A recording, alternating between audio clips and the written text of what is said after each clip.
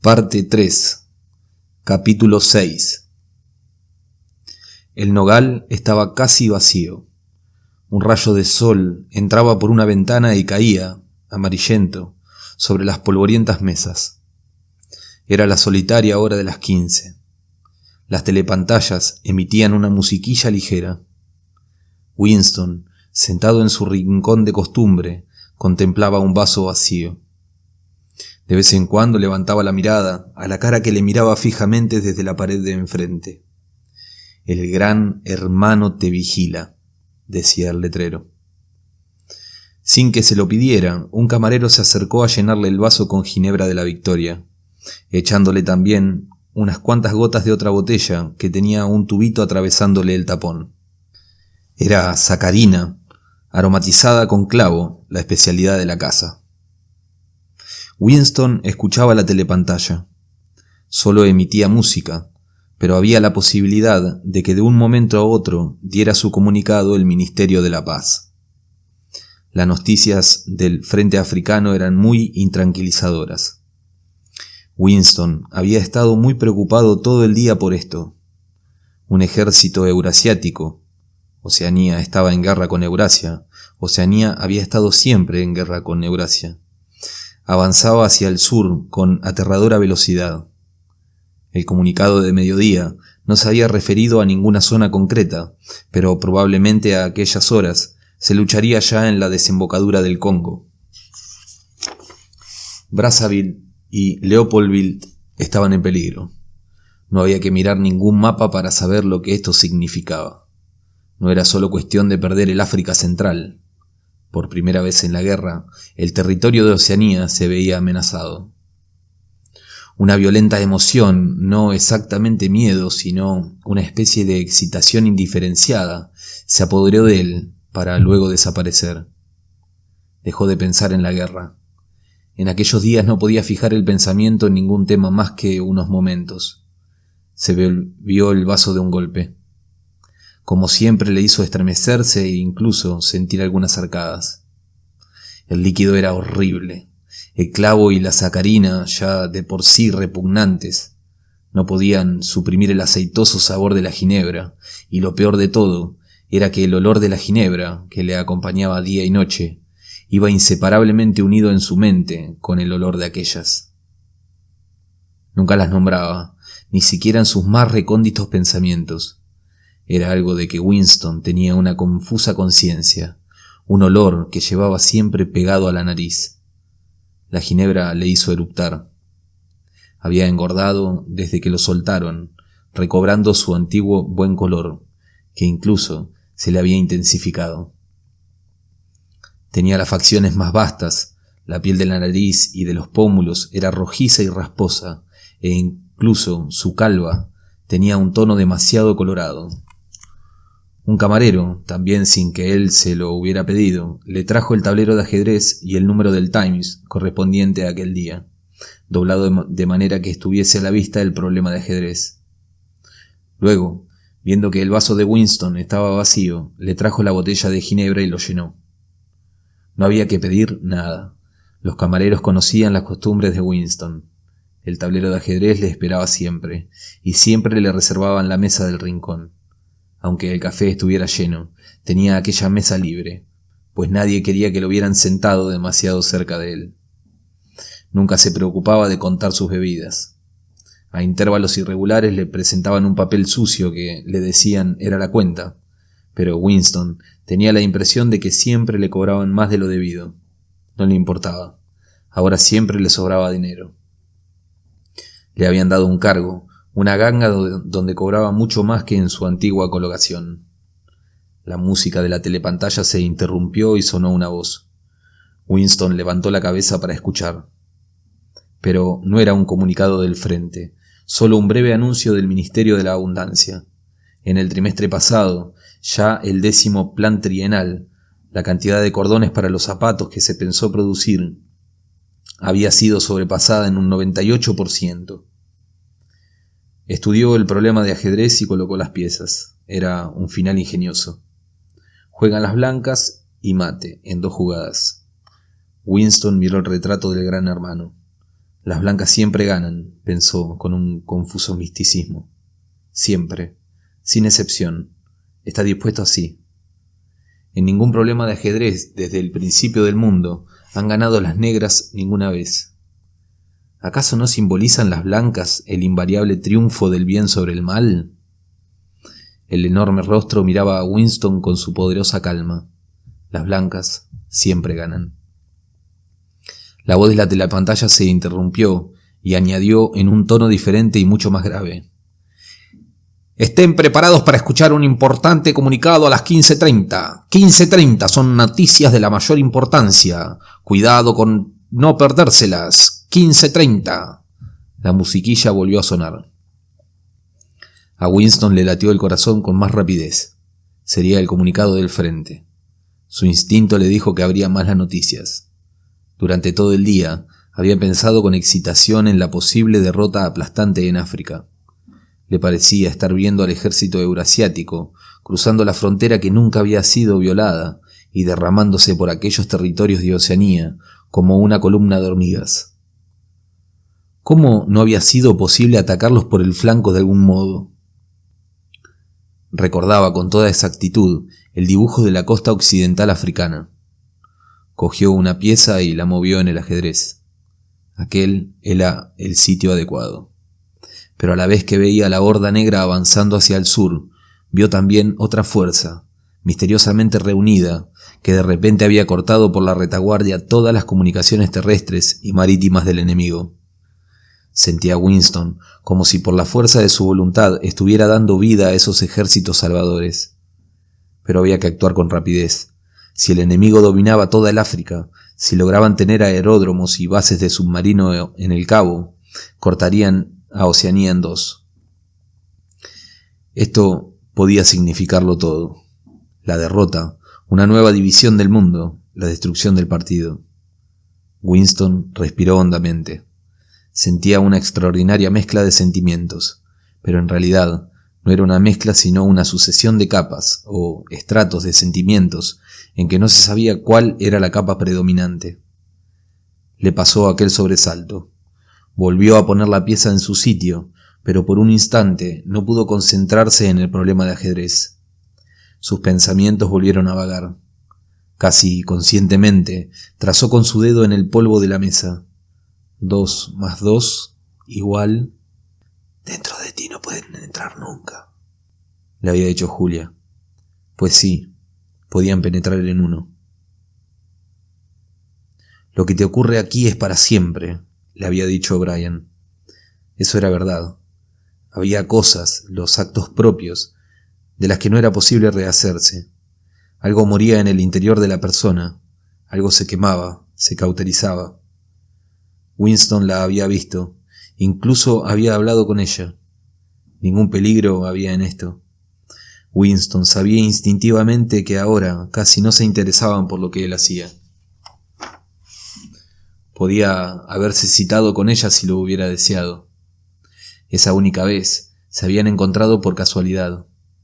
Fue en el parque, un día muy desagradable de marzo en que la tierra parecía hierro y toda la hierba había muerto.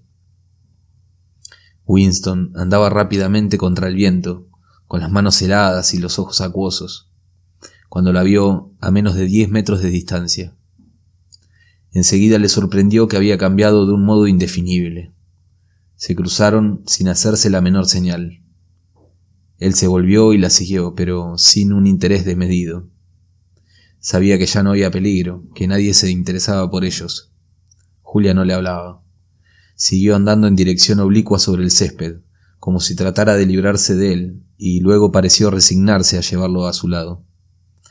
Por fin llegaron bajo unos arbustos pelados que no podían servir ni para esconderse ni para protegerse del viento. Allí se detuvieron. Hacía un frío molestísimo. El viento silbaba entre las ramas. Winston le rodeó la cintura con un brazo. No había telepantallas, pero debía de haber micrófonos ocultos. Además, podían verlos desde cualquier parte. No importaba. Nada importaba. Podrían haberse echado sobre el suelo y hacer eso si hubieran querido. Su carne se estremeció de horror tan solo al pensarlo. Ella no respondió cuando la agarró del brazo, ni siquiera intentó desasirse. Ya sabía Winston lo que había cambiado en ella. Tenía el rostro más demacrado y una larga cicatriz, oculta en parte por el cabello, le cruzaba la frente y la sien. Pero el verdadero cambio no radicaba en eso. Era que la cintura se le había ensanchado mucho y toda ella estaba rígida. Recordó Winston como una vez después de la explosión de una bomba cohete había ayudado a sacar un cadáver de entre unas ruinas y le había asombrado no solo su increíble peso, sino su rigidez y lo difícil que resultaba manejarlo, de modo que más parecía piedra que carne. El cuerpo de Julia le producía ahora la misma sensación. Se le ocurrió pensar que la piel de esta mujer sería ahora de una contextura diferente. No intentó besarla ni hablaron. Cuando marchaban juntos por el césped, lo miró Julia a la cara por primera vez. Fue solo una mirada fugaz, llena de desprecio y de repugnancia. Se preguntó Winston si esta aversión procedía solo de sus relaciones pasadas o si se la inspiraba también su desfigurado rostro y el agüilla que le salía de los ojos. Se sentaron en 2 sillas de hierro uno al lado del otro, pero no demasiado juntos. Winston notó que Julia estaba a punto de hablar. Movió unos cuantos centímetros el vasto zapato y aplastó con él una rama.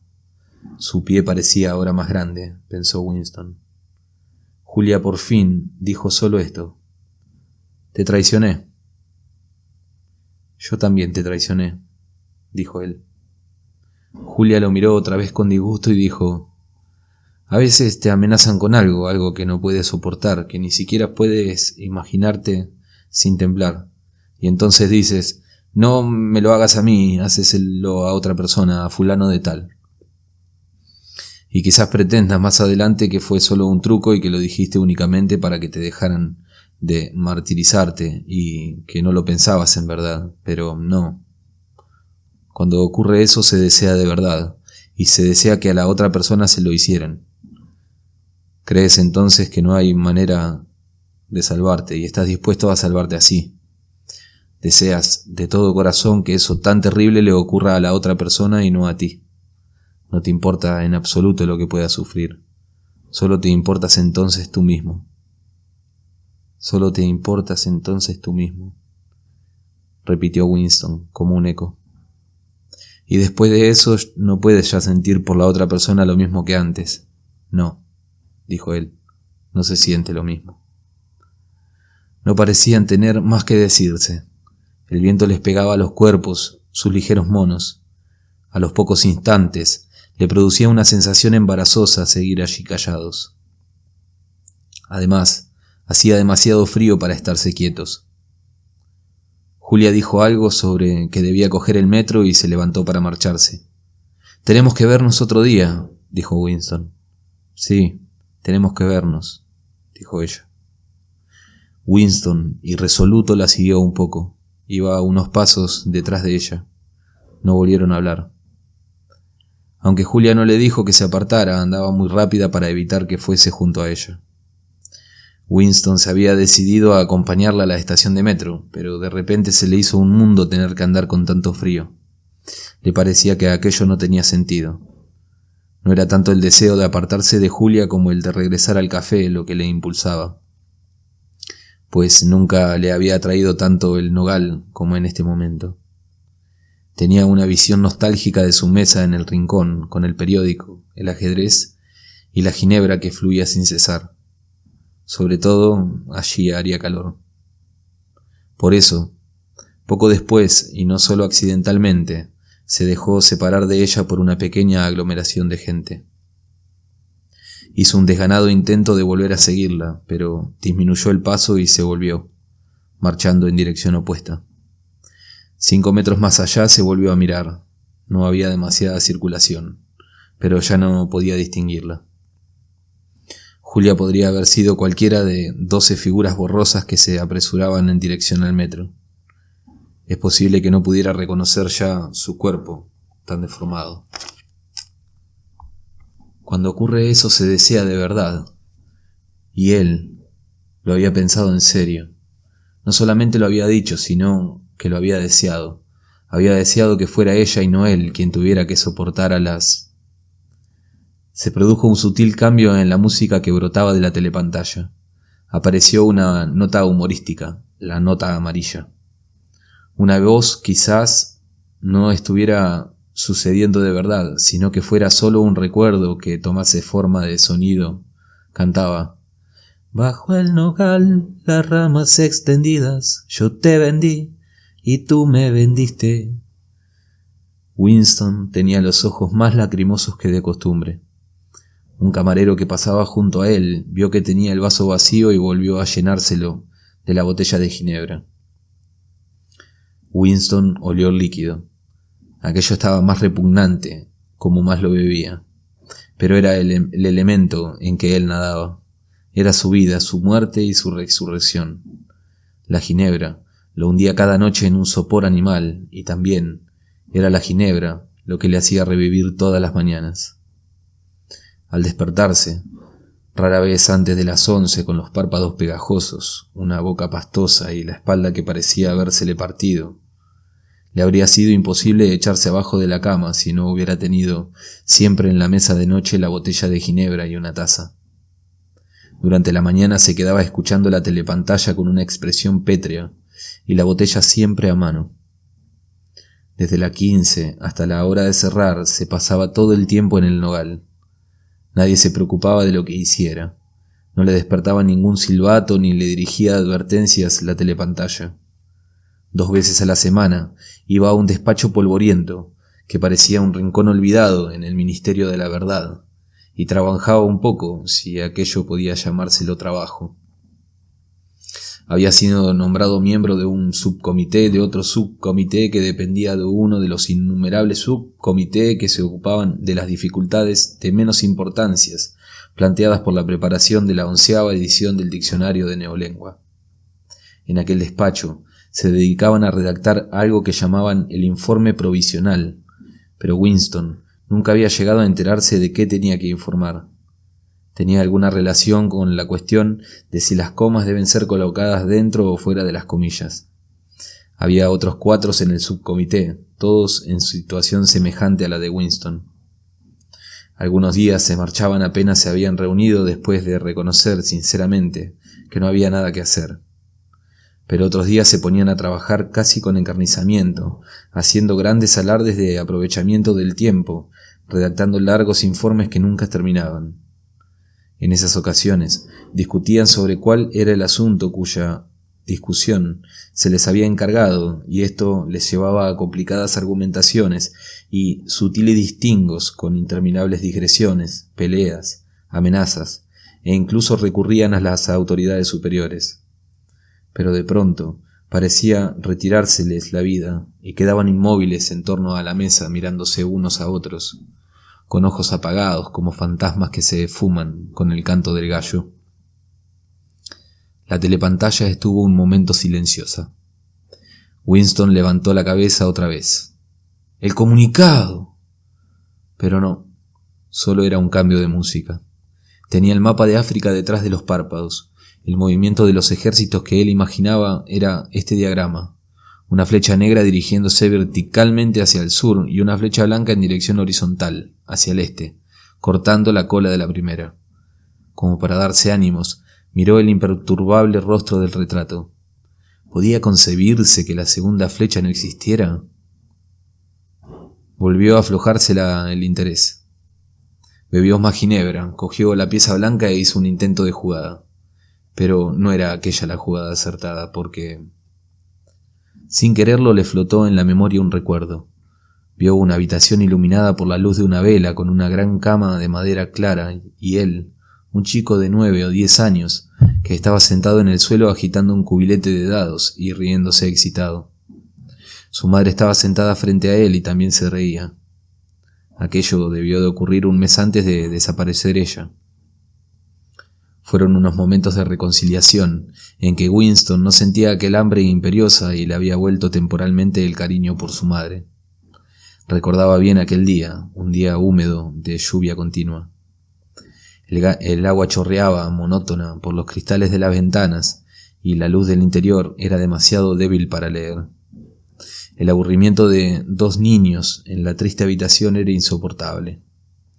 Winston gimoteaba, pedía inútilmente que le dieran de comer.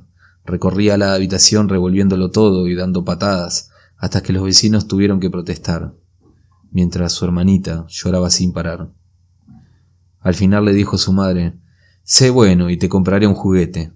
Sí, un juguete precioso que te gustará mucho». Y había salido a pasear de la lluvia para ir a unos almacenes que estaban abiertos a esa hora, y volvió con una caja de cartón conteniendo el juego llamado de las serpientes y las escaleras. Era muy modesto. El cartón estaba rasgado y los pequeños dados de madera tan mal cortados que apenas se sostenían. Winston recordaba el olor a humedad del cartón. Había mirado el juego de mal humor. No le interesaba gran cosa, pero entonces su madre encendió una vela y se sentaron en el suelo a jugar. Jugaron 8 veces, ganando 4 cada uno. La hermanita, demasiado pequeña para comprender de qué trataba el juego, miraba y se reía, porque los veía reír a ellos dos. Habían pasado la tarde muy contentos, como cuando él era más pequeño. Apartó de su mente estas imágenes, era un falso recuerdo. De vez en cuando le asaltaban falsos recuerdos. Esto no importaba mientras que se supiera lo que era. Winston volvió a fijar la atención en el tablero de ajedrez, pero casi en el mismo instante dio un salto como si lo hubieran pinchado con un alfiler. Un agudo trompetazo perforó el aire. Era el comunicado. ¡Victoria! Siempre significaba victoria la llamada de la trompeta antes de las noticias. Una especie de corriente eléctrica recorrió a todos los que se hallaban en el café. Hasta los camareros se sobresaltaron y aguzaron el oído. La trompeta había dado paso a un enorme volumen de ruido. Una voz excitada gritaba en la telepantalla, pero apenas había empezado, fue ahogada por una espantosa algarabía en las calles. La noticia se había difundido como por arte de magia. Winston había oído lo bastante para saber que todo había sucedido como él lo había previsto. Una inmensa armada, reunida secretamente, un golpe repentino a la retaguardia del enemigo, la flecha blanca destrozando la cola de la flecha negra. Entre el estruendo se destacaban trozos de frases triunfales. «Amplia maniobra, estrategia, perfecta coordinación, tremenda derrota, 500.000 de prisioneros, completa desmoralización, controlamos el África entera, la guerra se acerca a su final, victoria, la mayor victoria en la historia de la humanidad, victoria, victoria, victoria». Bajo la mesa, los pies de Winston hacían movimientos convulsivos. No se había movido de su asiento, pero mentalmente estaba corriendo a vertiginosa velocidad. Se mezclaba con la multitud, gritaba hasta ensordecer. Volvió a mirar el retrato del gran hermano. Aquel era el coloso que dominaba el mundo, la roca contra la cual se estrechaban en vano las hordas asiáticas. Recordó que solo hacía 10 minutos, sí, 10 minutos tan solo. Todavía se equivocaba su corazón al dudar si las noticias del frente serían de victoria o de derrota. ¡Ah! Era más que un ejército eurasiático lo que había perecido. Mucho había cambiado en él desde aquel primer día en el Ministerio del Amor, pero hasta ahora no se había producido la cicatrización final indispensable, el cambio salvador. La voz de la telepantalla seguía enumerando el boletín. La matanza a los prisioneros, pero la gritería callejera había amainado un poco. Los camareros volvían a su trabajo. Uno de ellos acercó la botella de ginebra. Winston, sumergido en su feliz ensueño, no prestó atención mientras le llenaban el vaso. Ya no se veía corriendo ni gritando, sino de regreso al Ministerio del Amor, con todo olvidado, con el alma blanca como la nieve. Estaba confesándolo todo en un proceso público, comprometiendo a todos. Marchaba por un claro pasillo con la sensación de andar al sol, y un guardia armado lo seguía. La bala tan esperada penetraba por fin en su cerebro. Contempló el enorme rostro. Le había costado 40 años saber qué clase de sonrisa era aquella oculta bajo el bigote negro. Qué cruel e inútil incomprensión, qué tosudez la suya, exilándose a sí mismo de aquel corazón amante. 2 lágrimas, perfumadas de ginebra, le resbalaron por las mejillas. Pero ya todo estaba arreglado. Todo alcanzaba la perfección. La lucha había terminado. se había vencido a sí mismo definitivamente. Amaba al Gran Hermano.